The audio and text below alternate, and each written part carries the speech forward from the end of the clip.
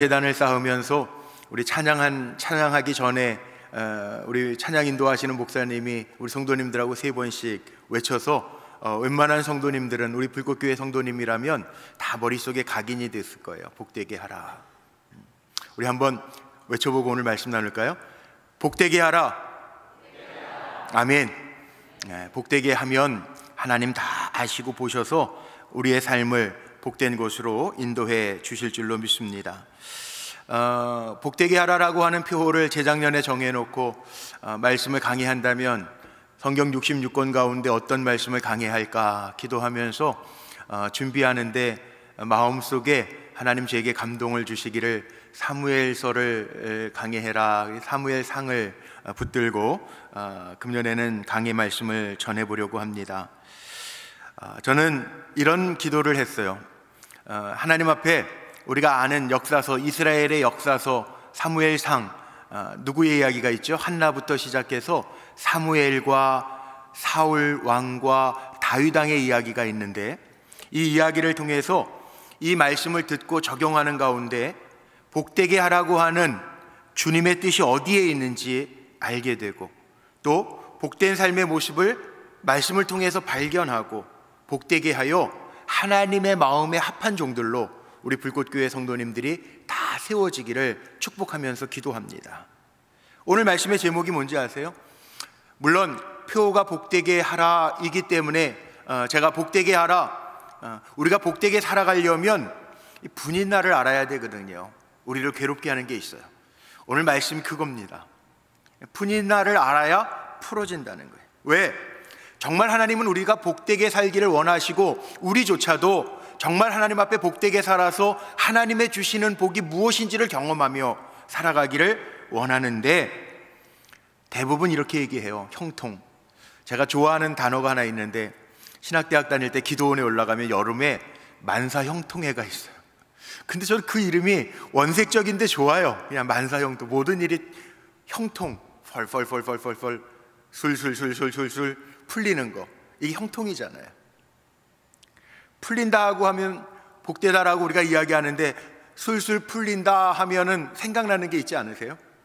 학창 시절에는 시험 볼 때 막히지 아니하고 문제가 술술술술 잘 풀리면 좋잖아요. 기분도 좋고. 요즘에는 별로 볼 수 없는데 저희 어릴 때에는요, 저는 할머니 또 어머니가 이렇게 손뜨개로 털 조끼도 짜주시고 또 털 스웨터도 짜주시고, 요즘에는 볼 수 없어요. 그 쫄쫄이 바지라고 그러잖아요. 이렇게 털로 짜면 이렇게 쫙 붙어 입는 바지, 그거 입고 그러는데, 가끔 가다가요 잘못 짜요. 뭐 이렇게 짜면서 불러가지고, 그 기억나시는지 모르겠어요. 예전엔 다 그랬는데 할머니들이 등판 좀 대봐라, 그리고 등판 대보면서 짜신단 말이에요. 그런데도 입을 때 어떻게 해요? 어떻게 이렇게 쪼이는 느낌이 나고 막 그럴 때 있잖아요. 실을 잘못 썼거나 또 할머니가 잘못 재시면. 그럼 어떻게 하는지 아세요? 제 머릿속에 기억나는 게, 이거 네 거 짜다가 그러니까 일로 와봐 성훈아. 그리고 할머니 어떻게 하세요? 실을 풀으세요. 그 옷 짜다가 풀어요.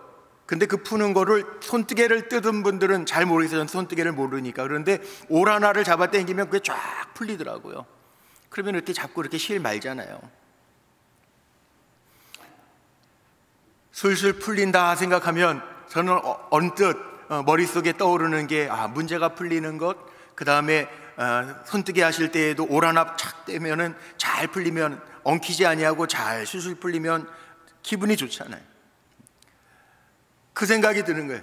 저는 먼저는 오래 살아가는 동안에 문제를 안 만났으면 좋겠지만, 혹 우리 성도님들이 살아가면서 문제를 만난다고 하더라도 술술 복되게 하나님 풀어주시는 은혜가 우리 성도님들에게 있었으면 좋겠어요. 아멘이십니까? 정말 그랬으면 좋겠어요. 문제가 없었으면 좋겠지만 문제는 있습니다. 살아가는 동안에 문제 없는 사람은 없습니다. 살아있기 때문에 만나는 것들이 문제입니다. 예전에 교육전도사 시절이었어요. 제가 중등부 전도사고 또 선배님이 고등부 전도사 하던 때였는데, 중고등부 수련회를 하다가 마지막 날 우리 중고등부 아이들 데리고 어디를 갔냐면 청평을 갔어요. 청평. 제가 혈기왕성한 20대 초반의 전도사일 때. 그런데요, 이게 아이들이 통제가 잘 안 되잖아요. 청평에 아이들, 중고등부 아이들 데리고 갔는데 지금은 모르겠는데 그때는 청평에 그 보드 타는 게 있었어요. 근데 프로그램을 하다가 막판에 아이들이 청평에 가서 보드를 타고 나갔는데 나중에 발견은 했는데 이게 보드가요 부른다고 빨리 오는 게 아니에요. 이게 노를 져가지고 와야 되는데 이 물살이라는 게 있어가지고 빨리 못 오니까 이제 교회 버스를 타고 돌아와야 되는데 걔네들 때문에 고생을 했어요. 평가회를 하는데 제가 그때 전도사, 중등부 담당 전도사 우리 고등부 선배님이 있고 그랬는데 그 목자, 지금은 우리 교회는 목자라고 그러지만 그때는 그 교사죠, 반사 선생님들이 화가 난 선생님이 있어서 전도사님들이 뭐 했냐고 그러고 막 뭐라고 그러는데 그 20대 초반이니까 혈기가 나더라고요. 이제 내가 잘못한 것도 아닌데 애들이 그럴 수도 있지 뭘 저렇게까지 얘기하나. 그래 너무 핏대를 세우면서 한 목자가 선생님이 막 뭐라 그러니까 끝나고 한번 또 그 폐회 예배가 남았으니까 폐회 예배 끝나고 한번 보자, 그냥 내가 한번 들이받는다. 그런 마음이 제가 안 그럴 것 같죠. 근데 20대 초반에 그랬다니까요. 이 폐회 예배 끝나면 저 선생 내가 들이받는다, 내가 전도사 안 하고 만다, 내가. 그런 마음이 제게 있었어요. 그 폐회 예배를 들어갔는데 얼마나 기가 막힌지 제가 지금도 잊어버리지 않잖아요. 30여 년이 지났는데 폐회 예배 우리 교육 목사님이 설교를 하시는데요, 로마서 12장 21절 마지막 절 말씀 한 절 가지고 설교를 하시는데 그 로마서 12장 21절 말씀에 그 뭐라고 있냐면 여기 되게 짧은 말씀이에요. 악에게 지지 말고 선으로 악을 이기라. 되게 짧은 한 절 말씀 가지고 설교를 하시네. 근데요 제가 들이받으려고 폐회 예배만 끝나봐라 들이받는다, 내가 전도사 안 하고 만다, 그런 마음이 있었는데 폐회 예배 때 그 한 절이 딱 읽혀지는데 제 마음속에 딱 부딪히는, 이게 뭐예요? 레마의 말씀이죠. 레마의 말씀, 나에게 주시는 말씀. 야, 그럴 수도 있지 뭘 그걸 가지고 전도사가 들이받니, 이 마음이 오더라고요. 만약 그때 제가 그 말씀을 안 들었으면 제가 이 자리에 없을지도 몰라요. 그때 정말 그랬거든요. 나 전도사 안 하고 말어, 내가 안 하고 말어, 그랬던 적이 있었거든요. 근데 하나님의 말씀으로 딱 붙잡아 주시네. 또 있어요. 이미 목회할 때, 캐나다에서 목회할 때요, 와, 목회는 설교도 준비하는 게 힘들지만 사람이 힘들게 하면 힘들거든요. 근데 힘들게 하는 분이 한 분 있었어요. 그러니까 너무 속상한 거예요. 말로 표현하지는 못하고. 목사하고 성도하고 싸우면 목사 잘했다고 하는 분 아무도 없잖아요. 싸울 수는 없고. 근데 어느 선배 목사님이 야, 힘들면 목사가 뭐 말씀과 기도로 풀어야지, 시편을 한번 읽어봐. 그래가지고 그 힘든 주간에요, 제가 시편을 한 주간에 하루에 한 번씩 7번을 읽었어요. 7번. 이왕 읽는 거 시편 뭐 150편까지 얼마 되지도 않으니까 빨리 읽으면 그거 2시간이면 읽거든요. 그러니까 읽자. 그리고 한 주에 7번을 읽었는데 은혜가 엄청 됐어요. 그래서 제가 요즘에 신방 다니면서 힘들어하는 성도님들이 있으면 뭐라 그러냐면 시편을 꼭 한번 정독 묵상하십시오 그래요. 그때 다 녹아지더라고요. 왜? 시편 말씀을 읽다 보니까 깨달아진 게 있어요. 다른 성경은 하나님 위로부터 주시는 말씀인데 시편은요 탄식의 시가 많아요. 찬양의 시가 많아요. 사람이 하나님께 올리는 거예요. 글이에요. 그러니까 거기에 고백들을 보니까 아무리 힘들고 어려워도 쫓겨도 죽음의 위기 앞에 있어도 주님만 바라봅니다 라는 고백과 주님께 탄원하는, 탄식하는 글들을 보면서 그래, 이거지, 이게 방법이구나 깨닫게 하셔서 마음이 녹아지니까 문제가 술술술술 풀리더라고요. 우리 성도님들은 어떠십니까? 그런 경험들이 있으신지요? 내 인생을 바꿔놓는 말씀들이 있잖아요. 지난 1월 2일 날 우리 권사님 가정의 장례, 우리 조금 전에 광고에도 나왔지만 김용기 권사님 돌아가셔서 장례 인도하러 갔다가 입관 예식에 저는 들어가고 우리 성도님들은 많이 오셨는데, 우리 성도님들은 남아 계시면서 식당에서 송구영신 예배 때 레마의 말씀, 내가 뽑은 말씀 가지고 간증들을 나누셨대요. 그러면서 어찌 그렇게 내게 주시는 말씀인지 레마의 말씀이라고 간증들 나누는 이야기들을 들었어요. 신앙이라고 하는 게 그렇습니다. 우리가 살아가면서 영의 문이 열려야, 아, 하나님 나에게 하시는 거구나, 하나님 나를 인도하시는 거구나, 복되게 하라, 하나님 나에게 주시는 말씀이구나 받아들이면서 살아가는 사람들은 다르다는 거죠. 복되게 사는 삶은 어디에서부터 시작하냐 하면 영적인 각성에서부터 시작합니다. 순종이 어디에서부터 시작돼요? 하나님의 말씀을 먼저 들어야 순종할 수 있는 거예요. 그래서 청종이에요. 하나님의 말씀을 듣고 따라가라라는 거예요. 하나님이 원하시는 삶을 깨닫고 시작하는 것은 다릅니다. 복된 삶을 살아갈 수 있는 일입니다. 복되게 하라 그러면 한번 순종해 보세요. 우리가 한 해를 살아가는 동안에 갈림길이 분명히 나올 겁니다. 그럴 때 어떻게 하는 게 하나님 복되게 하는 것일까요? 물어보면서 따라가면 하나님이 보증하시고 역사하시는 은혜가 임할 줄로 믿습니다.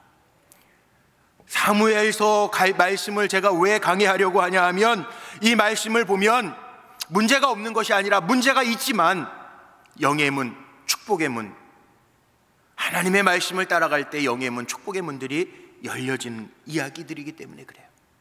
오늘 이야기로 한번 들어가 볼까요?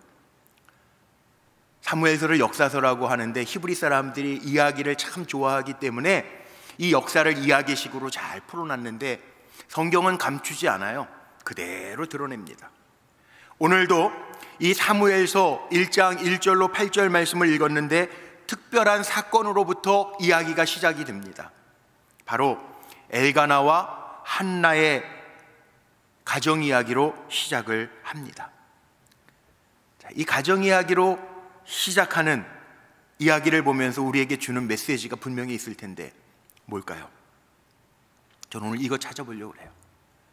우리 성도님들에게도 가정이 있잖아요. 별반 비슷해요, 살아가는 거. 그런데 오늘 이 사무엘서, 이스라엘의 아주 중요한 왕을 세우는 이야기들을 하면서 왜 사무엘 가정의 이야기로부터 사무엘서가 시작되는가? 여기 중요한 게 있어요. 첫 번째 꼭 기억해야 할 것이 있습니다. 평범한 가정 같은데 그러나 비범한 신앙의 이야기를 담고 있다는 거예요. 오늘 1장 1절 말씀에 이렇게 시작을 합니다. 에브라임 산지 엘가나라 하는 사람, 에브라임 산지 라마다임 소빔이라고 하는 곳에 에브라임 사람 엘가나라고 하는 사람이 있었다. 이렇게 시작을 합니다. 왜 이렇게 시작을 하냐 하면 아시는 것처럼 사무엘상 바로 앞에는 사사기가 있습니다. 사사시대라고 하는 왕이 없어요. 도덕적으로도 정치적으로도 무정부 상태의 이야기가 있어요. 그래서 사사기의 마지막 장 마지막 절을 보면 사사기 마지막 장 21장 25절 마지막 절을 보면 이렇게 표현되어 있어요. 사람이 각기 자기 소견에 옳은 대로 행하였더라. 법이 없어요. 다 자기 좋은 대로 행했다는 거예요. 이 무질서한 가운데, 부도덕한 가운데 갑자기 엘가나와 한나의 가정 이야기가 등장하고 있습니다. 그러면서 에브라임 산지 라마다임 소이빔에 에브라임 사람 엘가나라 하는 사람이 있었다. 한 사람을 소개하고 있어요.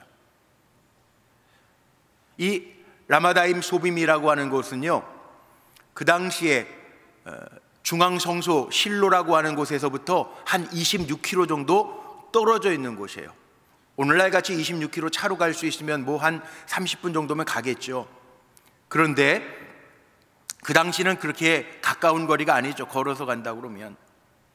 무슨 얘기냐 하면 엘가나라고 하는 가정, 평범한 가정이에요. 오늘날로 얘기하면 저 중앙청 시내 한복판에서 우리 분당, 성남 이 지역은 뭐 한 20-30km 떨어져 있잖아요. 중소도시의 시골 마을에 한 가정 이야기라는 거예요. 이 엘가나 한나의 가정도 별반 다를 것이 없는 평범한 가정이었다라고 하는 것을 보여줘요. 그런데 그것으로 끝나는 게 아니라 오늘 3절 말씀을 보면 조금 다른 말씀이 나옵니다. 이 엘가나라고 하는 사람이 매년에 자기 성읍에서 나와서 실로에 올라가서 만군의 여호와께 경배하며 제사를 드렸는데 엘리의 두 아들 홈니와 비느하스가 여호와의 제사장으로 거기 있었더라. 평범한 가정이었는데 저 실로 예배를 드리던 그 당시의 중앙 성소에서부터 약 한 26km에서 30km 떨어져 있었던 조그마한 시골 마을에 사는 평범한 가정이었는데, 이 사람은 매년 자기 성읍에서 나와서 실로에 올라갔네. 30km나 되는 곳에 올라가서 만군의 여호와께 제사 예배했다는 거예요. 평범한 가정이었지만 하나님 앞에 예배 드릴 때에는 중앙 성소에 가서 예배 드리는 사람이었다는 거예요. 하나님께서 쓰실 만한 이유가 이 가정에 있다는 거죠. 자, 올 한 해를 복되게 살아가려면 예배를 소중하게 여기시기를 바랍니다. 예배 소중하게 여기세요. 물론 피치 못해서 온라인으로 예배 드릴 수 있는 상황에 있는 분들도 있어요. 그러나 예배를 소중하게 여기세요. 이게 중요해요. 하나님 앞에 예배하는 거예요. 온라인으로 예배 드리는 거 3년 정도 지나니까 어때요? 처음에는 옷도 양복도 입고 경건하게 교회 오는 것처럼 예배 드리다가 시간이 좀 지나면서 비스듬하게 옷도 내가 나가는 건 아니니까 따뜻하게 입자, 잠옷만 아니면 되지, 속옷만 아니면 되지, 그러고 예배 드리죠. 아닌가요? 어느 장로님 저에게 고백하던데 그러셨다. 그렇게 되더라고요. 어쩔 수 없어요. 그런데 평범한 가정이었는데 이 엘가나는요, 지금 하나님이 보시기에 특별한 비범한 신앙이 있었다는 거예요. 사람들이 법이 없어요. 그런데 이 엘가나 한나의 가정에는 시대와 다른 모습으로 사람들이 하나님의 말씀대로 성소에 올라가서 예배드리지 아니하고 자기가 원하는 곳에서, 자기의 마음 먹은 곳에서 단을 쌓는 사람들도 있었지만 중앙 성소가 있는 실로에게까지 가서 예배드렸다는 거예요. 실로라고 하는 곳은 여러분 아시는 것처럼 여호수아가 가나안을 정복하고 다윗 왕이 법궤를 옮겨오기 전까지, 예루살렘으로 옮겨오기 전까지 법궤가 있었던, 예배드리던 장소입니다. 이게 실로입니다. 실로까지 가서 예배를 드렸다라고 하는 이야기는 시대와 다른 신앙이 엘가나에게 있었다는 거예요. 우리 금년 한 해 예배 드릴 때마다 우리 성도님들 복되게 하라, 하나님과 만나는 게 예배라면 한번 복되게 예배 드리시기를 축복합니다. 그럼 하나님 다른 은혜 주실 거예요. 예배가 다르면요, 영적인 시야가 다르게 열려질 줄로 믿습니다. 엘가나라고 하는 이름의 뜻이 참 신비해요. 하나님의 소유라고 하는 뜻이 있더라고요. 엘가나. 저나 여러분 뭐예요? 하나님의 것이죠. 이사야서에 나오는 것처럼 너는 내 것이라. 우리 하나님의 것이니까 정말 예배 소중하게 여기면서 나아가면 하나님 우리 존중히 여기시고, 사무엘서 나중에 제가 강의할 거 2장에 보면 나를 존귀하게 여기는 자를 내가 존중히 여길 거라고 그랬어요. 예배에 성공할 때 하나님 우리 붙들어 주시고 역사하실 줄로 믿습니다. 엘가나가 예배 드리러 갈 때 거기에는 엘리와 엘리의 두 아들 홈니와 비느하스가 거기에 있었대요. 아마 엘가나도 알았을 거예요. 엘리는 귀가 어두워 나이가 많아서 영적으로 좀 어두워지고, 홈니 비느하스는 말할 것도 없고 불량한 아들이라고 나중에 성경에 나오는데 말할 것도 없고, 그래도 거기 가서 예배. 왜? 하나님의 말씀이 있는 곳이고요, 하나님이 계신 곳이라고 그러니까 비범하게 예배를 드렸다는 거예요. 이거 참 중요해요. 그래서 저와 여러분도 그렇게 살았으면 좋겠어요. 올 한 해 복되게 하라. 엘가나 평범한 가정이지만 비범한 신앙을 가지고 하나님 앞에 나아갈 때마다 하나님이 역사하시는 은혜를 베풀어 주실 줄로 믿습니다.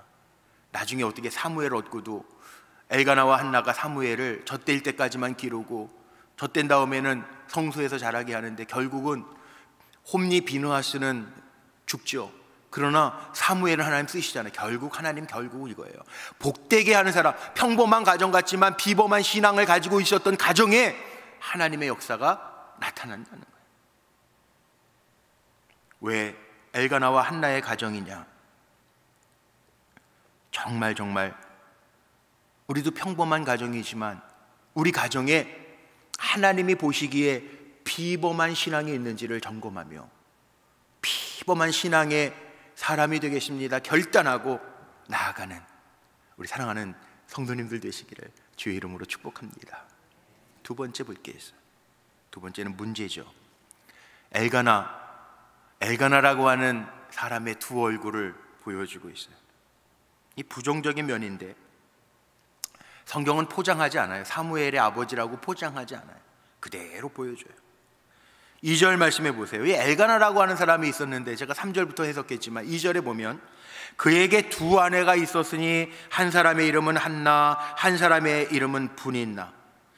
분인나에게는 자식이 있고 한나에게는 자식이 없었더라. 문제를 다 보여주고 있어요. 근데 한나에게 자식이 있고 없고의 문제가 아니라 먼저 문제가 있어요. 엘가나가 그핫 자손이거든요. 에브라임 사람이라고 그랬지만 민수기 35장에 나오는 것처럼 레위 지파 사람들이 각 지파로 다 흩어졌던 그핫 자손의 제사장 가문의 레위 사람 엘가나였는데 엘가나가 2명의 아내가 있었대요. 이 말이 안 되지 않습니까? 왜? 하나님은 일부 일처제잖아요. 창세기 2장 24절에 보면 남자가 부모를 떠나 아내와 연합하여 한 몸을 이루어라. 일부 일처제예요. 신명기 21장 말씀에 보면 이게 사사기 다음 시대니까 이게 하나님의 말씀이 희미해졌어요.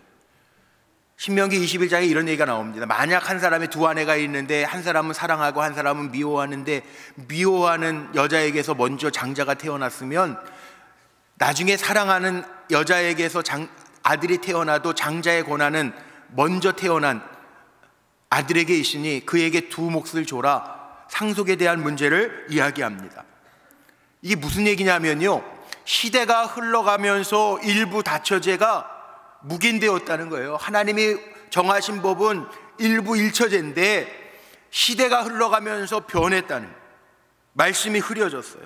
심지어는 레위족, 제사장 족속에까지도 하나님의 법을 따르지 않았다는 거예요. 엘가나가 두 아내를 뒀다는 거예요. 하나님의 법을 따르지 않았다는 거예요.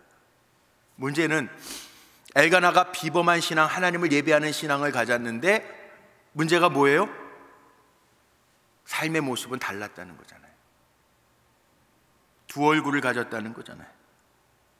하나님 앞에 예배드리고 삶은 달랐다는 거잖아요. 이러면 여러분 복되지 않아요. 우리 정말 여기에서 봐야 돼요. 성경. 그래서 한나에게 고통이 오는 겁니다. 우리가 살아가면서 정말 복되게 살기 위해서는 예배 잘 드려야 되지만 예배만 잘 드리고 세상에서는 딴판으로 살면 안 돼요. 예배와 삶이 같이 가야 되는. 엘가나의 두 얼굴은 비범한 신앙인 것 같았는데 세상적인 것에서는 크게 다르지 않았다. 에휴, 세상이 이렇게 가니까 제사장 레위 가문이었는데도 불구하고 세상과 크게 다르지 않았다는 것. 거기에 문제가 또 있어요. 분인나에게는 자식이 있고 한나에게는 자식이 없었더라. 이스라엘 사람들에게는 자식은요 번성의 상징이거든요. 그래서 자식이 없으면 저주받았다라고 그러고 자식이 많으면 축복받았다라고 생각하던 당시예요. 한나는 그것 때문에 고난을 당하고 상처를 받고 영적으로 갈급했어요.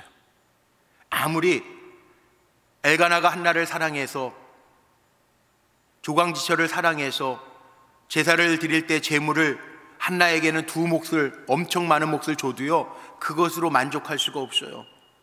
오늘 말씀 속에 보니까 한나는 남편의 이런 행동 때문에 분인나가 더 한나를 괴롭히니까 한나의 마음이 격분했다. 오늘 두 번이나 나오지 않습니까? 이 짧은 본문 안에 한나가 격분했대요. 격분. 분인나 때문에 한나가 격분했대요. 문제에는요, 어떤 문제가 생겼을 때에는 그 문제에 분명히 원인과 이유가 있습니다. 우리는 하나님 앞에 문제를 풀어달라고 기도하기 전에 우리가 먼저 하나님 이 문제가 어디에서부터 생겼는지를 알아야 돼요. 그래서 고칠 거 회개, 고칠 건 고쳐야 돼요. 문제를 알아야 정확한 답이 나오는 거죠. 문제를 알아야 술술술술 문제가 풀리는 거죠. 왜 하나님은 믿음 좋은 한나에게는 자식을 안 주시고 믿음 없는 것처럼 보이는 야비한 분인나에게는 자식을 주셨을까요? 왜? 5절에 보니까 답이 있어요. 5절에 여호와께서 그에게 임신하지 못하게 하시니, 하나님이 그렇게 하셨다는 거예요. 하나님이 하신 게 맞다는 거예요. 그럼 하나님이 한나에게 아이를 주시지 않았다면, 전능하신 하나님이 주시지 않고 한나를 고통스럽게 했다면 여기에는 분명히 이유가 있지 않을까요? 문제를 보라는 거예요. 우리 살아가면서 문제가 있습니다. 문제를 볼 줄 알아야 돼요. 이 문제가 어디서 왔는지 알아야 돼요. 이 엘가나의 두 얼굴이 문제라는 거예요. 믿음 좋아 보이는 사람도 한꺼풀 까보면 이 신앙하고 다른 삶을 살아가는 사람들이 있다는 거예요. 아니, 더 솔직하게 나에게도 두 얼굴이 있다는 거예요. 이것을 보지 못하면 문제는 덮어질 수 있어도요, 문제가 풀리지는 않습니다. 한국교회가 요 근래 들어서 많이 신뢰도가 떨어지고 어려워요. 문제가 뭘까요? 세상적인 그리스도인들이 너무 많기 때문에 그래요. 주의 종들도 마찬가지예요. 세상적인 종들이 많으면 힘든 거예요. 교회는 다니고 신앙생활은 비범하게 하는 것 같은데 아직도 여전히 세상적인 가치관을 가지고 살아간다고 한다면 그건 두 얼굴이에요. 올 한 해를 살아가면서 복되게 하라, 아이고 너무 좋다, 그리고 물질만 생각하고 내 명예만 생각하고 나를 높이시는 하나님만 생각하고 있다면 잘못 생각하는 거예요. 정말 문제를 풀어가기를 원한다면 오늘 말씀의 핵심 세 번째, 우리의 삶에 분인나를 알아야 돼요. 분인나를 알아야 오늘 말씀의 제목 풀려요. 분인나라고 하는 이름의 뜻은요, 이게 산호, 사무엘서가 네 사람을 중심으로 이야기하는 것 같지만 사람들의 이름은 사무엘서에 한 30명의 이름이 언급이 돼요. 그런데 이 분인나라고 하는 이름은 산호, 영어로 코랄이라고 그러나요? 산호, 아름다운 바다 보석, 산호를 이야기하는데 이름대로 살면 얼마나 좋아요. 근데 한나에게는 이 분인나가 뭡니까?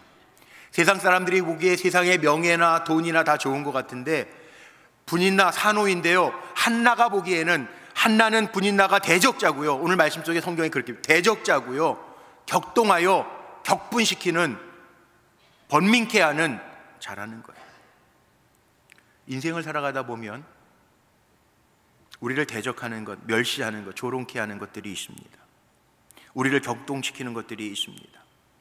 한나에게는 분인나라고 하는 존재가 그런 존재예요. 한나는 분인나 때문에 오늘 본문에도 보니까 늘 울고 먹지 않을 정도였어요. 8절 말씀 보세요. 그의 남편 엘가나가 그에게 이르되 한나여 어찌하여 울며 어찌하여 먹지 아니하며 어찌하여 그대의 모습이 슬프냐, 이렇게 얘기하잖아요. 한나는 분인나 때문에 괴로운 거, 힘든 거예요. 그런데 여기에 답이 있어요. 사실 분인나가 있어서, 이제 사무엘서를 강의해 나가겠지만 분인나가 있어서 한나가 기도해요. 분인나가 있어서 한나가 미친 사람처럼 성소 안에 들어가서 하나님 앞에 울부짖어요. 분인나가 있어서 조금 원색적으로 얘기하면 한나가 복을 받아요. 한나의 인생에 있어서 분인나가 없었다면 어땠을까요? 이 역사서니까 추측이라고 하는 게 안 맞겠지만 한나에게 있어서 분인나가 없었다면 한나의 삶이 편안했을지 몰라요. 엘가나가 사랑해 줬잖아요. 편안한 삶을 살 수 있잖아요. 자식도 있었다면 편안했을 거 아니에요. 그런데 하나님을 만나는 경험은 없었을 거예요. 제가 몇 년 전에 새가족 신방을 갔는데, 저는 새가족 신방을 가면 꼭 기도하기 전에, 말씀을 전하고 기도하기 전에 혹시 이 가정에 특별한 기도 제목이 있으십니까? 이렇게 물어보고 기도를 해드리는데 어느 가정에서 이렇게 대답을 해요. 아유, 목사님, 저는 인생에 그렇게 어려운 일이 없어서요 별로 그렇게 기도 제목이 없습니다. 제가 뭐라고 대답을 했냐 하면 아유 참 다행입니다. 참 다행입니다. 그렇게 대답을 했어요.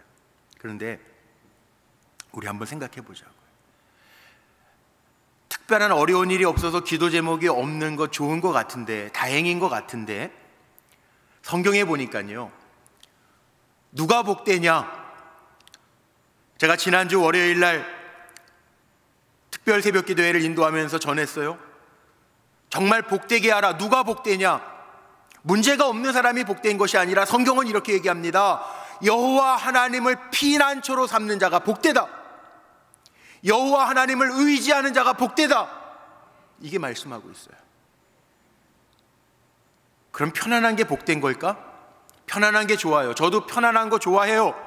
그런데 편안함이 축복일까? 그 편안함 때문에 하나님을 찾지도 않고 하나님을 구하지도 않고 하나님을 인격적으로 만나지도 않는다면 그럼 복된 거 아니에요.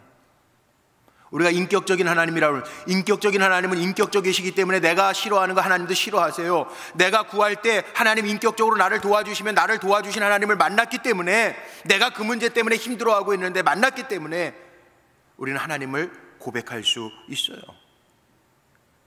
그렇다면 내가 편안함 때문에 하나님을 찾지도 않고 구하지도 않는다면 그 편안함은 축복이 아니라 문제일 수 있어요.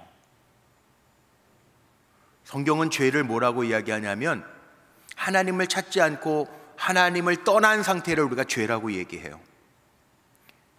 편안함 때문에 하나님을 떠나 있다면 그건 죄라는 거예요. 자, 올 한 해를 살아가면서 우리 성도님들에게 부탁을 드립니다. 우리는요 편안함을 추구하는 사람이 아니라 샬롬, 하나님의 주시는 평안함을 추구하면서 사는 사람들이에요. 세상 말로 한 끗 차이죠. 한 끗 차이. 평안함과 편안함. 우리는 평안함을 추구하는 사람. 평안, 하나님이 주장하시는 하나님과의 관계 속에서 일어나는 샬롬, 평안이에요. 신앙생활의 목적은 편안함이 아닙니다. 복되다라고 하래, 복되게 하라라고 했을 때 분명히 기억하셔야 될 것이, 복되게 하라라고 하는 얘기는 편안함을 추구해라라고 하는 얘기가 아니에요. 하나님 앞에서 복되게 평안함을 추구하면서 살라는 거예요. 만약에 한나에게 이 분인나가 없었더라면 한나는 성전에서 정말 미친 척, 사람의 눈에 보기에 미친 여자처럼 보이지 않을 정도로 아예 기도 가지도 않았을 것 같아요. 분인나가 없었으면 한나는 간절히 하나님을 찾지 않았을 것 같아요. 하나님을 찾지 않았기 때문에 경험하지도 못하고 편안함 속에 끝난 인생이 될 수 있어요. 새해가 됐는데도 여전히 문제가 있다면 그 문제 때문에 감사할 수 있는 우리 성도님들 되시기를 축복합니다. 왜? 그 문제 때문에 기도할 수 있다면, 그 문제 때문에 하나님의 얼굴을 구할 수 있다면 그것은 저주가 아니라 복입니다. 분인나 때문에 한나가 하나님을 경험합니다. 그래서 결론을 저는 이렇게 내리고 싶어요. 분인나는, 내게 있어서 분인나는요 하나님의 방법이에요. 내게 있어서 문제는요 하나님의 방법이에요. 오늘 5절 말씀 다시 한번 볼까요? 5절에 하나님께서 그렇게 하셨다는 거예요. 하나님께서 내게 문제를 주셨다는 거예요. 하나님께서 내게 지고 가야 할 십자가를 주셨다는 거예요. 왜? 그것 때문에 엘가나의 가정이 두 얼굴에서 바뀌어요. 엘가나의 가정이 문제를 봐요. 한나와 엘가나의 가정이 진정한 평안을 하나님으로 인하여 보게 돼요. 이게 하나님의 방법이에요. 정말 복되게 하시는 하나님의 방법이에요. 올 한 해 살아가면서 제 본심은 정말 여러분들이 문제를 안 만났으면 좋겠어요. 그러나 문제 없어서 평안하게 내 마음대로 사는 성도들은 없었으면 좋겠어요. 오히려 문제 때문에 하나님 앞에 더 가까이 가고, 오히려 문제 때문에 하나님의 얼굴을 구하면서 산다면 하나님은 반드시 응답하실 것이고 보증하실 것이고 하나님을 경험케 하실 것이고, 그 문제 때문에 하나님과 가까워져서 야, 하나님 살아계시구나, 하나님 나를 복되게 하셨구나 고백하는 저와 여러분을 만들어 주실 줄로 믿습니다. 말씀 마칩니다. 2023년도 복되게 살아가야 되는데 오늘 이 사무엘상 첫 말씀, 이걸 통해서 저와 여러분이 봐야 될 것이 있어요.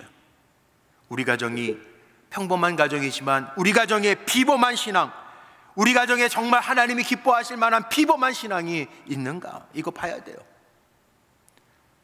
올 새해를 시작하면서 우리가 봐야 될 것이 있어요. 나에게 내가 신앙생활 교회도 나오는 것 같은데, 신앙인인 것 같은데 두 얼굴은 없는가? 이거 봐야 돼요. 세상 따라가면서 살고 있는 모습은, 세상의 가치관에 물들어 있는 모습은 내게 없는가? 이거 봐야 돼요. 그리고 마지막, 진짜 문제를 알아야 돼요. 문제는 문제가 아니에요. 우리들에게는 문제는요, 하나님을 찾게 하는, 하나님을 의지하게 하는 하나님의 방법이에요. 문제에 주저앉지 말고 하나님을 찾고 구하면 답이 나옵니다. 올 한 해를 살아가되 문제가 문제임이 아니라 그 문제를 통하여 하나님이 원하시는 길을 볼 수 있는 우리 불꽃교회 성도님들, 복되게 하라 순종하며 나의 삶에 하나님께서 인정하시는 길을 걸어갈 수 있는 우리 불꽃교회 성도님들이 다 되시기를 주님의 이름으로 축복합니다.